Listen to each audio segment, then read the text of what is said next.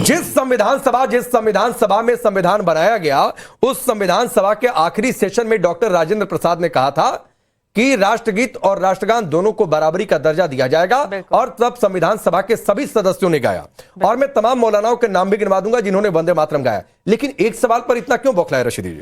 देखिए, यहाँ पर राकेश जी, मैं ये बात कहना चाहती हूँ सबसे पहले कि मैं भारतीय मुसलमान हूँ और मैं गर्व से वंदे मातरम कहती हूँ, और मुझे इस बात पर गर्व है कि मैं भारतीय हूँ और वंदे मातरम कहती हूँ। और वंदे मातरम से कोई भी मुसलमान या उसका ईमान छोटा नहीं हो जाता।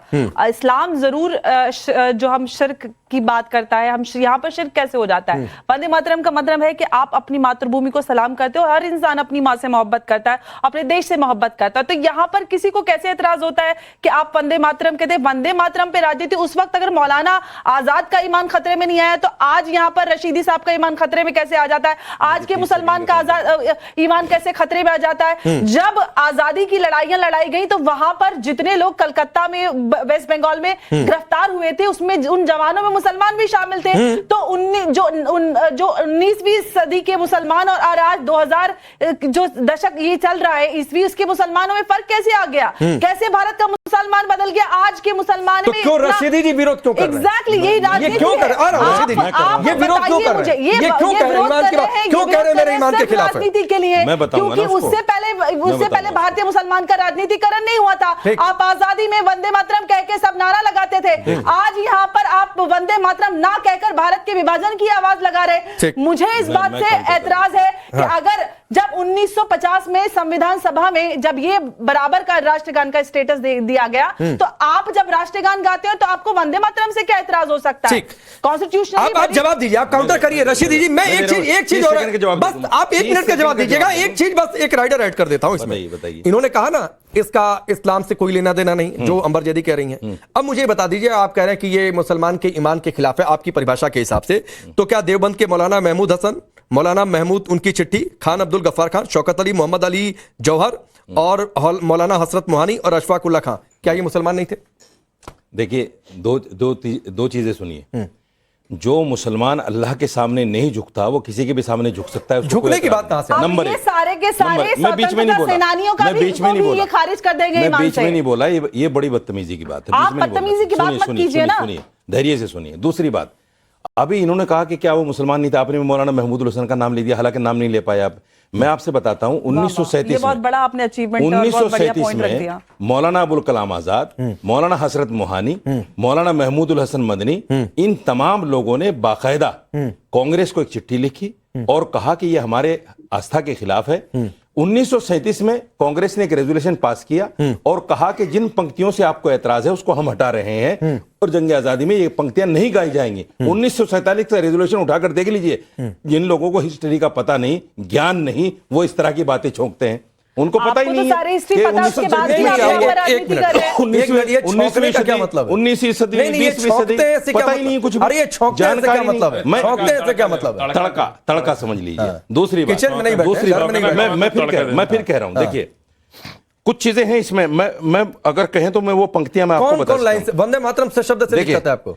उन शब्दों से दिक्कत है जिसमें वतन को दुर्गा, लक्ष्मी, सरस्वती और ये कहा गया नमामि। नमामि का मतलब होता है मैं सजदा करता हूं। तब तो आपको संविधान से भी और हम अल्लाह के अलावा किसी को सजदा नहीं करते। ये मेरी आस्था है। तब तो आपको संविधान से भी मैं आप पर नहीं थोप रहा हूं पांडे जी, मैं आप पर थोप भी नहीं सकते हैं ना, मैं अंबर जैदी पर थोप भी नहीं सकते हैं। ये चॉइस ही नहीं है आपके पास। मुसलमान सजदा करे ना करे, ये चॉइस नहीं है आपके पास। दरगाह पे जाके सजदा करे, ये चॉइस नहीं है आपके पास। जाके सजदा करे, ये चॉइस नहीं है। ना मैं आप पर कुछ थोप रहा हूं, ना आप मुझ पर कुछ थोप रहे हैं। तो ये चॉइस नहीं है। तब तो मैं पूछ रहा हूं, आप संविधान का भी विरोध करेंगे फिर? तो क्यों संविधान का विरोध करेंगे? अरे उसमें राम दरबार की फोटो है। किसके संविधान में? सबसे पहले प्रस्तावना संविधान जो है इसका राम दरबार की अगर फोटो, इसका मतलब ये है कि उसको मैंने एक्सेप्ट कर लिया, आस्था हो गई मेरी उसमें। अरे मैं तो पूछ रहा हूं, मेरी आस्था हो गई उसमें। अरे मैंने थोड़ा नहीं कहा कि आस्था रखी, मैं तो पूछ रहा हूं आपसे सिंपल उस पर। अरे मैं सिंपल एक सवाल था, वही बात मैं जवाब दे रहा हूं ना। अरे सिंपल एक सवाल था मेरे भाई, जवाब दे रहा हूं ना।